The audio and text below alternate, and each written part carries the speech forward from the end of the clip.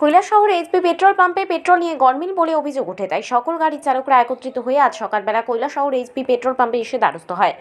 ওনাদের অভিযোগ, গতকাল এক যুবক সেই পেট্রোল পাম্পে বোতল নিয়ে এসেছিল পেট্রোল নিতে। সেই বোতলটি ছিল 400 মিলিলিটার কিন্তু সেই পেট্রোল পাম্পের মিটারের মধ্যে 660 মিলিলিটার পেট্রোল দেওয়া হয়েছে বলে দেখানো হয়েছিল এবং ওই যুবকটি সেটা ভিডিও করে সামাজিক মাধ্যমে ছড়িয়ে দেয়। যদিও বোতল দিয়ে পেট্রোল নেওয়া নিষিদ্ধ, কিন্তু ওই যুবক সেদিন বিপাকে পড়ার কারণেই বোতল দিয়ে তাকে পেট্রোল নিতে হয়।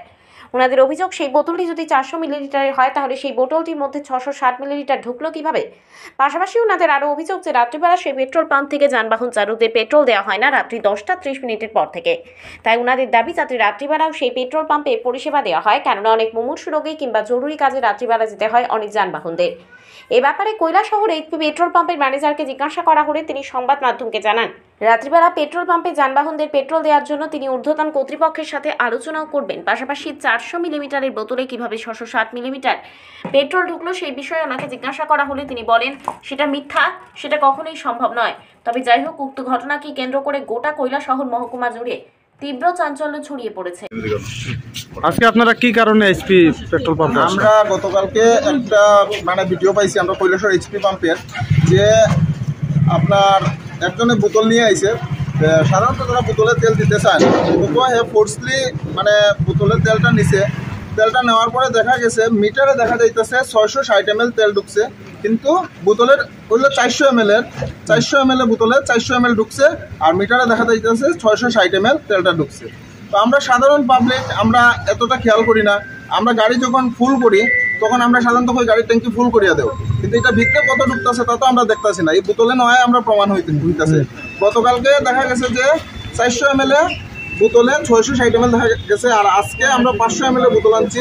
এটাতে 520-এর উপরে ট্যাঙ্কি বোতলটা ফুলই আবার পড়ছে এটা। হ্যাঁ, আজকে তো এটা কি ধরনের গাফলা হইতে পারে এটা সাধারণ পাবলিক তো বুঝতেই পারবো। আপনারা কি চাইতেছেন? আমরা চাইতেছি এটা সুস্থ তদন্ত হোক এবং আমরা সাধারণ পাবলিক যারা আছি তারা যাতে এরকম ফ্রডের ইয়ের থেকে আমরা বিরত থাকি। এর সাথে কি কথা কইছিলেন না? এর সাথে কথা কইছি, তারা সঠিক কইতে পারতেছে না। ডেনসিটি আপনার চেক করছি, আমরা টিস্যু পেপার চেক করছি, আজকে সবই ঠিক আছে, কিন্তু ডেনসিটি কিছুক্ষণ আগে দেখা গেছে 759 হইতেছে তারা পেট্রোলের মধ্যে, কিন্তু মিটারে দেখা গেছে 753।